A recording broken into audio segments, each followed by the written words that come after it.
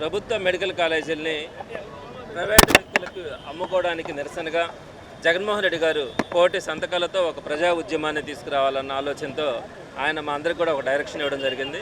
అందులో భాగంగా నెల్లూరు నగర నియోజకవర్గానికి 60,000 మందితో మనం సంతకాలు చేయించి వీటన్నిటిని కూడా గవర్నర్ గారికి సబ్మిట్ చేయాలన్న ఆలోచనతో ఈ కార్యక్రమానికి శ్రీకారం చుట్టడం కూడా జరిగింది. అయితే నెల్లూరు నగర నియోజకవర్గానికి 60,000 సంతకాలు టార్గెట్గా మనం పెట్టుకున్నప్పటికీ సుమారుగా నా అభిప్రాయం ప్రకారం అయితే 1,00,000 సంతకాలకు పైగా కూడా ఈ ప్రజా ఉద్యమంలో అందరూ కూడా పాల్గొనేదానికి అవకాశంగా కనపడతా ఉంది. ప్రతి డివిజన్లో కూడా వేలాదిగా ఒక్కొక్క డివిజన్ సుమారుగా 2,000 మంది దాకా మనం సంతకాలు పెట్టించాల్సి ఉంటే సుమారుగా ఒక్కొక్కరు ఈరోజు 3 నుంచి 4,000 మంది వరకు కూడా ఈరోజు సంతకాలు పూర్తి చేసిన పరిస్థితిని మనం చూస్తూ ఉన్నాం. మొదటి నుంచి కూడా నెల్లూరు సిటీ నియోజకవర్గంలో ఆంధ్ర రాష్ట్రంలో ఏ కార్యక్రమం వైఎస్ఆర్సీపీ పిలిపించినా కూడా నెల్లూరు నగర నియోజకవర్గంలో చాలా చక్కగా వైఎస్ఆర్సీపీ నాయకులు కార్యకర్తలు పాల్గొనడం కానీ వాటన్నిటిని కూడా దిగ్విజయంగా చేయడం కూడా మనం గమనిస్తూ వస్తూ ఉన్నాం. ప్రతి కార్యక్రమాన్ని కూడా ప్రతిపక్షం ఉన్నప్పటికీ కూడా ఏ ఒక్క కార్యకర్త నాయకుడు కూడా లెక్క చేయట్లా, అందరూ కూడా చాలా యాక్టివ్గా పార్టిసిపేట్ చేయడం కూడా జరుగుతూ ఉంది.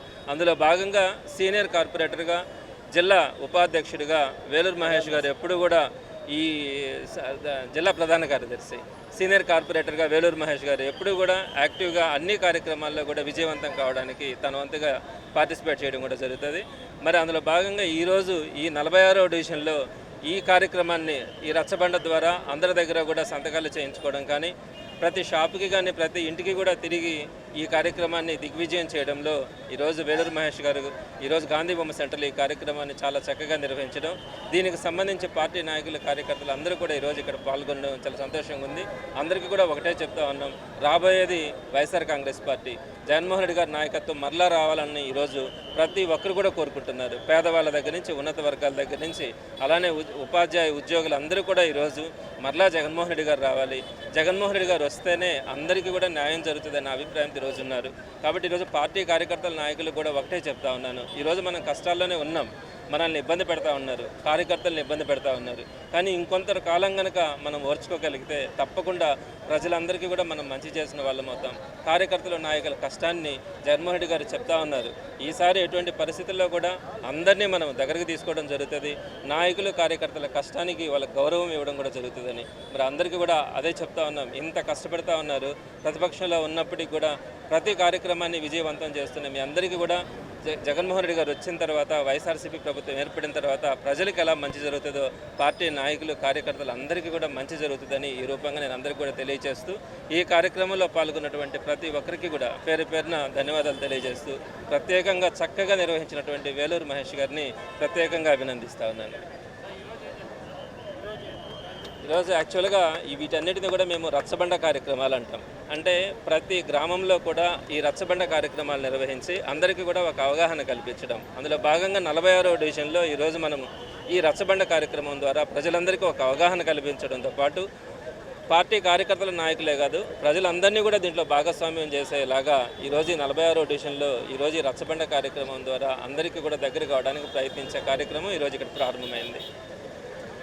ప్రజలందరూ చూడాలా, మనం ఎన్నడూ లేని విధంగా మనకి ఇన్ని మెడికల్ కాలేజీలు వచ్చిన తర్వాత దౌర్భాగ్యంగా ఈ కూటమి ప్రభుత్వం ఇవన్నీ ప్రైవేటీకరణ చేయాలంటున్నారు. మన రాష్ట్ర ప్రజలంతా కూడా చూస్తున్నారు. ఒక మెడికల్ కాలేజీ రావాలి అంటే అది చిన్న విషయం కాదు. మనకి స్వతంత్రం వచ్చినప్పటి నుంచి మనకి 11 మెడికల్ కాలేజీలు వచ్చాయి.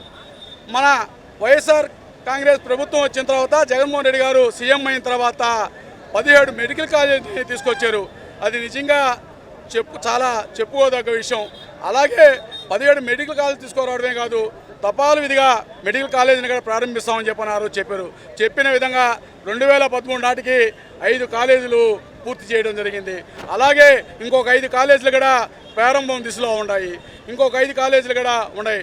మొత్తం కూడా 10 కాలేజీలు ఇంచుమించు మనం పూర్తి చేసుకోవాల పరిస్థితిలో ఉంటే ఈ చంద్రబాబు నాయుడు ఈ కూటమి ప్రభుత్వం దుర్మార్గంగా ఇవన్నీ కూడా ప్రైవేటీకరణ చేసి వాళ్ళ టీడీపీ తొత్తులకి ఎమ్మెల్యేలకి మా మినిస్టర్లకి వారి సానుభూతి పరులకి వాళ్ళందరికీ కూడా ఎకరా 100 రూపాయల లెక్కన ఇచ్చి ఈరోజు పేద విద్యార్థులు ఎంతోమంది మెడికల్ కాలేజీ మెడికల్ చదవాలా, మేము డాక్టర్లు అవ్వాలా అనుకునే ప్రతి ఒక్కరిని కూడా ఈరోజు వాళ్ళు ఎంత బాధాకరంగా ఇవన్నీ కూడా ప్రైవేటీకరణ చేస్తే మనకు చదువుకోవాలన్నా కానీ పేద విద్యార్థులు డాక్టర్లు అవ్వాలన్నా కానీ చాలా కష్టం.